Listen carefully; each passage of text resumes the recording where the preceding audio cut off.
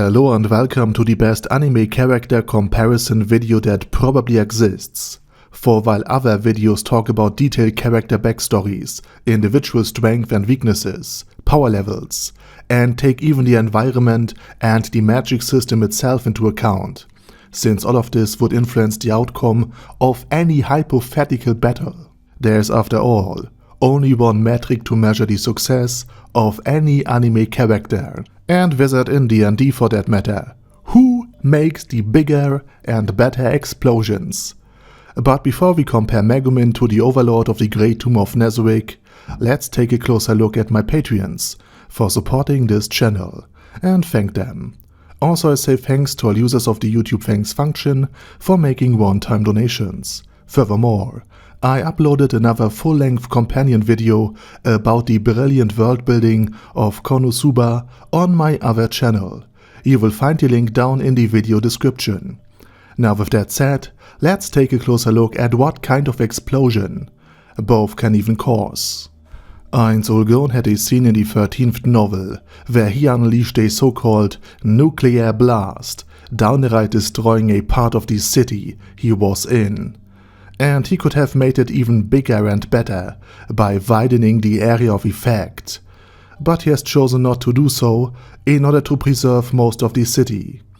Ainz Ooal Gown is also not specialized in explosion magic, but his avatar, his body, his overlord existence was originally even more of a role-playing build than a PvP or even explosion-focused experience, and therefore his magic is less impressive than it could potentially be.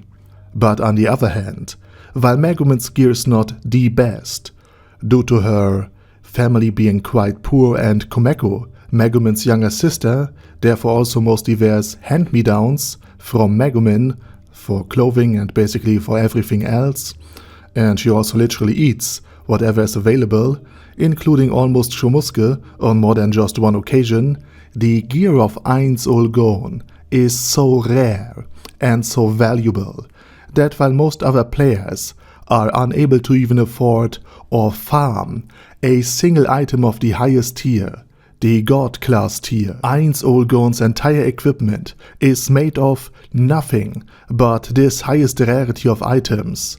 His valuable rings all give him bonuses, and his entire gear is incredibly potent, and Ainz also has access to an entire heap of cash shop items. He wears a world-class item, so rare that only 200 of its kind exist. It's the red orb we see him with constantly, and he is also in possession of the Staff of Ainz Ooal Gown, the guild item specifically made for him, and it further enhances all of his stats. But while Ainz Ooal Gown's avatar is primarily just a maxed out roleplay build, Megumin is not only an explosion magic addict, so dedicated that she's unwilling to put any skill points into any other spell, any other stat, and not even level up her mana, but she's also a crimson demon. I will make an entire video on this particular brand of Tunibu when the Megumin anime releases, but for today it suffices to know that she as a crimson demon has the best magic aptitude of basically any other being in the entire world, including deities. So Megumin's and Ainz Ooal Gown's different advantages should more or less cancel out one another. And with that said, let's take a look at Megumin's full-powered serious explosion, which would destroy roughly half of this city in the picture completely and produces a shockwave that would damage the rest of the city quite severely. Again, all depending on where the spell would have been cast. This is the equivalent of what Ainz Ooal Gown was said to be able to do: destroy basically half of the city. But Ainz Ooal Gown's city, on the other hand, was likely smaller than what we see on screen here, only boasting a pre-war population of 20,000 people. So just destroying part of this minor city is not as impressive as Megumin's explosion, and it would give Megumin the advantage in terms of scale, But on the other hand, Ainz Ooal Gown has chosen not to widen the area of effect, so Ainz could have affected a greater area if he wanted to. And he also could have tripled the magic, and thus casted 3 spells in one go, which combined might do the same damage to an area as Megumin's single attack. Which means that in terms of sheer dedication, both Ainz Ooal Gown and Megumin would have to go all out. But on the other hand, potency is something quite different. And I believe that Megumin, who again focused her entire existence on being able to cast the biggest, most impactful explosion magic, was able to at least defeat half of what amounts to a final boss, a gigantic mechanical spider.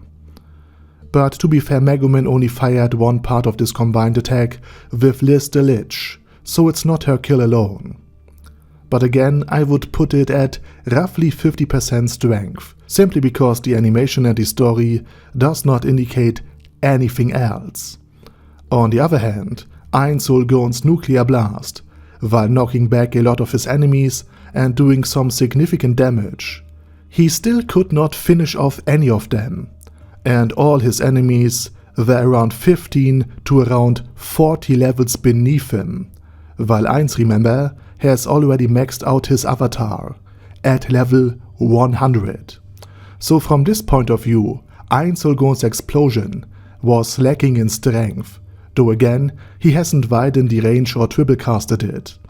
Otherwise, he might have finished off the doppelganger battlemates and severely damaged his primary foe, the evil Lord of Wrath, who was still beneath him level-wise. On the other hand, Liz and Megumin were clearly taking out a superior foe, and all it had taken was 2 spells. Okay, this is a massive understatement, 2 explosion spells to take it out, but still, this is, in the context of it all, the bigger achievement, and therefore overall, Megumin's explosion magic, at least in my opinion, is either on par with Ainz Ooal Gown's version, if not ever so slightly stronger. But here's the thing, while Ainz Ooal Gown has already reached his max level, his level cap, and can't get any stronger by leveling up and spending new points into explosions or just in magic related stats, and while his equipment is also basically as good as it will ever get, Megumin's level improves throughout the series, meaning that Megumin, over the long term, would have definitely the bigger, more powerful explosion at hand. So in terms of raw explosion power, Megumin would slightly to decisively beat Ainz, all depending on how far Megumin has progressed. And with that said, I say thank you very much for watching.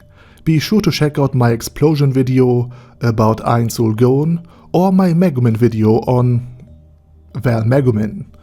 Also, I wish you a very nice day and say special thanks to Ada Daddy Ada, Bad Guy Ye, Bad Burrito 316, Beezer, Ben C, Brandon D, Chrissy, Crowley 0221, Sia, Crystal Prime, Dead Slime, Death is Mercy, Deathless Dragonlord, Demon Xenomorph 1987, Devin Downen, Ding Dong, Duckwagon, Dunkler Krieger, Dystopia, Dystopia II, Enigmatic Unicorn, Feral Shivan, Guy with That Hat, Hector Marino, Hoss, Huster, Jacob G, Jana B, Jason, J. Morris, Chromius, Kyle R, Lee K. Long, Legendarius, Lelouch Britannia with a Mustache, Lexus Fox, Lord Nishikian Rai, Lord Touch Me, Loverazor, Merovec, Mr. Shoes, Mr. Tweaker, Michael R, Michael Y, Nope, Oh Hell No, Normal Toad, O'Kill, Overlord General Gasper, Paddy Panton, Personage, Primus 11, Rhinomere, Cune Caracos P, Shergox's Daddy, Shadow Lightning Wolf, Shrine Keeper, Super Tier Magic Batista Bomb, Supreme Cheese, Staris, Ted, Texas Deer, The Orc Warboss, Rock Ed Smasher, T.E. Wang, Vash Hawkeye, Vegito 27, Venture Fanatic, Wilhelm, Xenokai, and Zonegon. Thanks guys. Anyway, have a nice day and I hope to see you all again soon under my next video.